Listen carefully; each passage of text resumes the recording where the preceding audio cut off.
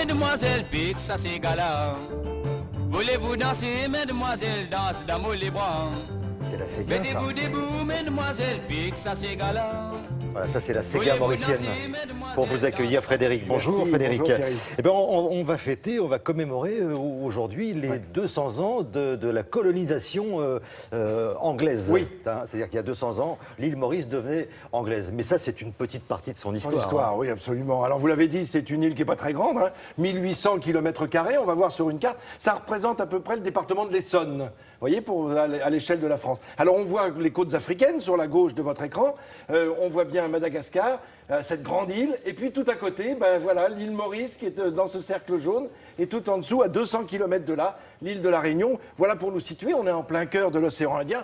C'est quelque chose que l'on connaît depuis des années, depuis des siècles. Puisqu'au Xe siècle, déjà, des marins arabes venaient avec leurs boutres, c'est-à-dire leurs bateaux, venaient naviguer dans ces eaux parce qu'ils transportaient des épices qui venaient d'Extrême-Orient. On nous parle aujourd'hui de la mondialisation.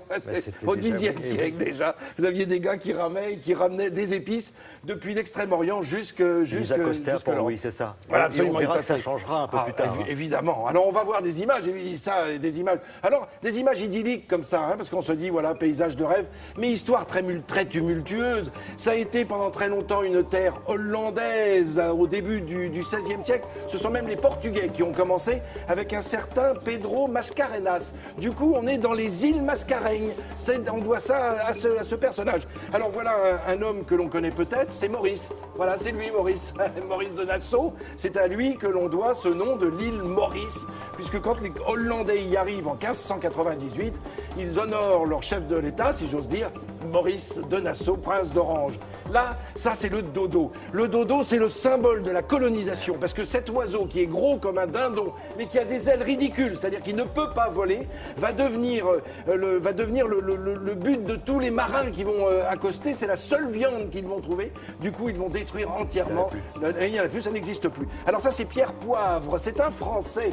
Voilà pourquoi on voulait en parler aujourd'hui, parce que c'est en 1814 que la France rend ses îles à l'Angleterre. Pierre Poivre qui a été intendant des îles à la fois de France et de Bourbon qui sont devenues l'île Maurice et l'île de la Réunion. Là, nous sommes en pleine bagarre maritime parce que dans ces eaux de l'océan Indien, vers les Indes, évidemment, il y avait des combats entre les corsaires et certains pirates. Faisons la différence entre corsaires et pirates, et notamment Robert Surcouf, le grand corsaire. Quand on est corsaire, on est payé par l'État pour aller faire une course, c'est-à-dire se saisir des navires qui sont richement chargés et rapporter évidemment ce qu'ils ont trouvé au port et en donner une partie au chef de l'État, c'est-à-dire au roi en général. Alors avec des images évidemment magnifiques aujourd'hui, île complètement indépendante depuis 1992, elle était indépendante auparavant, mais 92 c'est devenu une république, la République mauricienne, à visiter évidemment si on en a le temps, le loisir et la possibilité. Bien sûr, et un petit coucou amical à toutes celles et à ceux qui nous regardent, car on nous regarde à l'île Maurice. Merci, on en reparlera un petit peu plus tard, Frédéric.